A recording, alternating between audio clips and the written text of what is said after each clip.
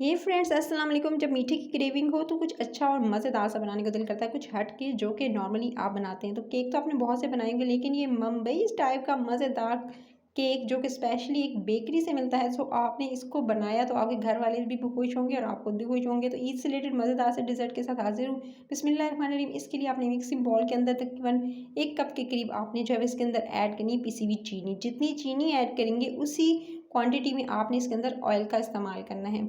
तकरीबन 1 कप से थोड़ा 2-3 टेबल स्पून आप कह सकते हैं कम थी चीनी पिसी हुई, और उतना ही मैंने ऑयल लिया है, यानी 1 कप भर के तकरीबन नहीं लिया, थोड़ा सा 2 टेबल स्पून कह सकते हैं कम जो है मैंने ऑयल लिया है। दोनों की सेम क्वांटिटी रखिएगा।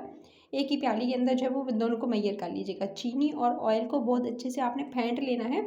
अच्छे से इसको फेंटेंगे और ये मिक्सचर इस तरह से रेडी हो जाएगा, तब भी आपने इसके अंदर शामिल करना है अंडा। अच्छा, अंडा एक एक करके शामिल करेंगे और तोड़ के आपने एक अंडे को अच्छे से पहले फेंट लेना है, उसके बाद आपने दूसरा अंडा शामिल करना है।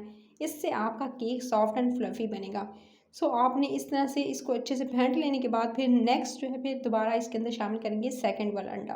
तो ये दूसरा अंडा चला गया, 2 अंडे मैं इसके अंदर शामिल कर रही हूँ। तो आप जो है इसके अंदर 3 भी कर सकते हैं, ज़्यादा सॉफ्ट बनाना चाहते हैं स्पंज को तो आप इसके अंदर 3 भी शामिल कर सकते हैं। अच्छा जी, मैं इसको अच्छे से बीट करूँगी। जितना बीट करेंगे अंडे को उतना आपका स्पंज जो है एकदम फ्लफ़ी होगा। उसके बाद आपने इसको बीट करने के बाद आपने आधा कप दूध लेना है, उसके अंदर शामिल करना है 2 टेबलस्पून भरकर कॉफ़ी के। कॉफ़ी और दूध को बहुत अच्छे से फेंट लेंगे और आप ये मिक्सचर से रेडी कर लेंगे। ये मिक्सचर आपने कॉफ़ी कोई सी भी आप ले सकते हैं, किसी ब्रांड की। तो आपने अच्छे से इसको फेंट लेना है और अच्छे से फेंट लेने के बाद ये दे सकते हैं कॉफ़ी को फेंट के फिर आपने दूध और कॉफ़ी वाले मिक्सचर को आपने जो अभी अंडा फेंट के जो मिक्सचर रेडी किया हुआ ना उसके अंदर शामिल कर देंगे। उसके अंदर शामिल करके फिर अगेन इसको भी अच्छे से आपने बीट करना है, अच्छे से मिक्स करना है, ताकि जो है वो ये दूध के साथ कॉफ़ी के साथ एक अच्छा सा जो है वो इसको भी बीट करें ताकि मिक्सचर जो है अच्छा सा रेडी हो जाए। सो लिक्विड वाला जो पार्ट है वो तो हो गया डन तकरीबन, क्योंकि इसको मैंने बहुत अच्छे से बीट करके मिक्स कर लिया है। अब बारी आएगी नेक्स्ट स्टेप की, जो इसके अंदर ड्राई इंग्रेडिएंट्स जाएंगे। सो इस तरह से बीट करने के बाद अब आपने इसके अंदर मैदा शामिल करना है। इसके अंदर मैं मैदा भर के शामिल कर रही हूँ। मेरे पास 250 ग्राम का ये जो है मेजरिंग कप है, इसके हिसाब से मैं 1.5 कप जो है इसके अंदर तकरीबन 1.5 कप जो है वो इसके अंदर मैदा शामिल किया है मैंने। इसके साथ ही आपने 1 टीस्पून ये दे सकते हैं भर कर बेकिंग मैंने पाउडर यूज़ किया है, बेकिंग सोडा नहीं बेकिंग पाउडर, जो कि इसके अंदर शामिल करने के साथ ही मैंने दोनों चीज़ों को बहुत अच्छे से मिक्स किया। मिक्स करके एक मज़ेदार सा इस तरह से टेक्सचर के साथ एक जो है बैटर रेडी कर लिया।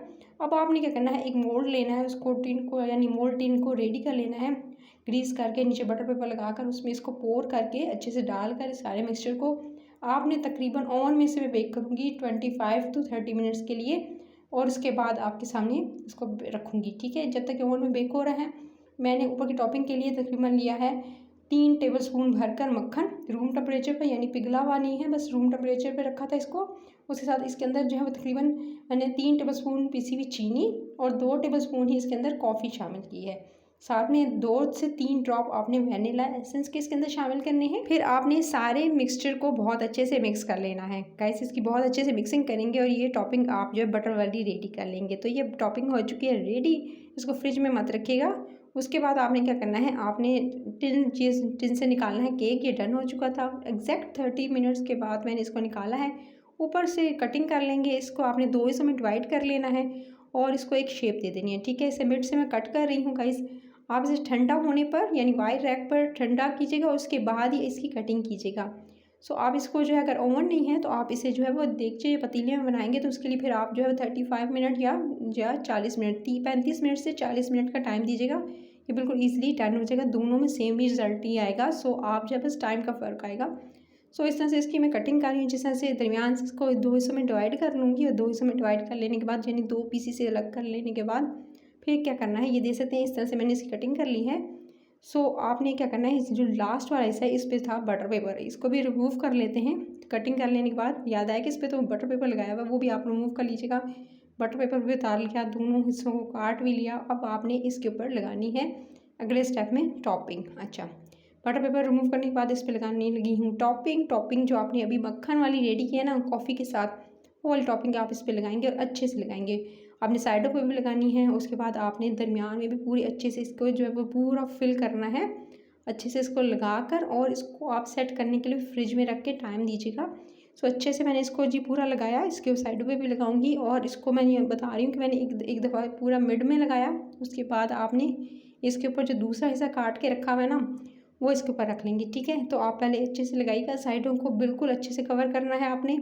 उसके बाद आपने दूसरा हिस्सा इसके ऊपर रख कर उसके ऊपर भी आपने अच्छे से इसी तरह से दोबारा से आपने फिल जो टॉपिंग थी उसको भी अच्छे से फिल करना है, यानी ऊपर से अच्छे से लगा लीजिएगा। सो जी जनाब, ऊपर की जो टॉपिंग है उस पर भी अच्छे से लगाऊंगी, साइडों पर भी पूरा अच्छे से कवर करके जितना भी है वो इस कॉफ़ी और मक्खन वाले मिक्सचर के साथ।